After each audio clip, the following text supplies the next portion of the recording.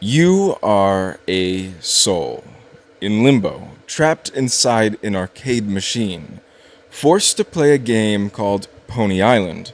The plot is about a soul trapped in limbo, forced to play a video game programmed by the devil himself. The game itself is unassuming, cheerful, brightly colored, ostensibly about ponies. But underneath, it is something else entirely, and it was built by the devil, who detests having his puzzles solved and his poor programming exposed. The character you see on screen is Theodore, a crusader knight from the 1200s. His past is uncovered gradually through a prophetic demon program called Baphomet, found in every act of the game, who shows him visions of forgotten memories and lets him uncover one detail of his life at a time.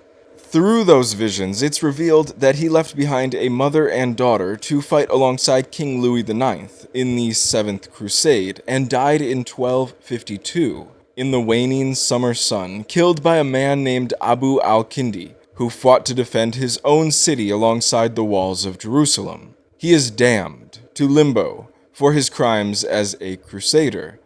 Lucifer keeps him there, feeding him version after version of Pony Island, each one broken in a new way, each one designed to take his soul for good. And here's the part the game takes its time revealing. Theodore, a crusader knight, shouldn't have the faintest clue how coding or technology works.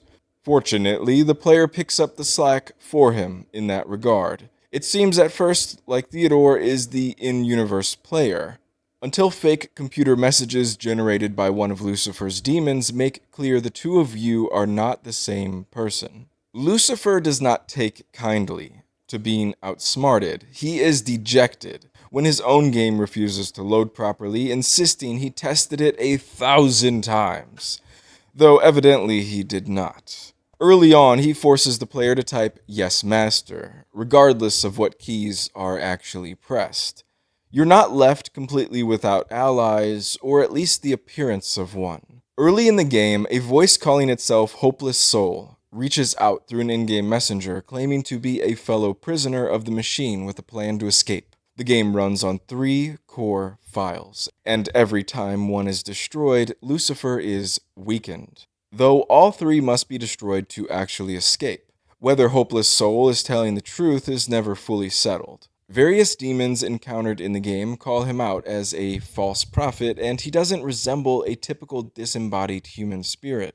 Players who've dug through the game's code have concluded that Lucifer speaks in different voices, role-playing both sides of good and evil for his own amusement. Partway through, after the game appears to fully transform, cheerful and bright, a new mascot named Louey introduces himself and begins guiding the player through simplified tutorials and puzzle sections. Louey was made by Lucifer to make the game friendlier, and despite his devilish look, he's a genuinely friendly character. Although created by Lucifer, he has no real intention to harm the player, and just wants to see them learn how to play.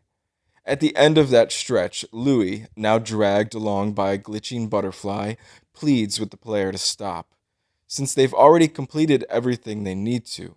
Firing at him kills him instantly, and that isn't the last you see of him. Once killed, Louis is resurrected by Lucifer as a zombie, and his corpse becomes one of Lucifer's own attacks in the second half of the true final battle. That confrontation is the game's actual ending. Having cleared every act and deleted the core files, Lucifer appears wearing a body called Uber Satan and attempts to destroy the trapped souls, but is ultimately defeated when the souls, in their pony form, jump onto him and tear off his arms and legs as he falls to the ground. Afterward, the protagonist overcomes the ordeal and his soul is saved. Theodore's soul, the blackest and darkest among the thousands trapped in limbo, escapes, and the small pink pony mascot that guided him makes it out too, offering a wink goodbye. Then the credits roll, and Hopeless Soul appears one last time. Not to Theodore, but to you.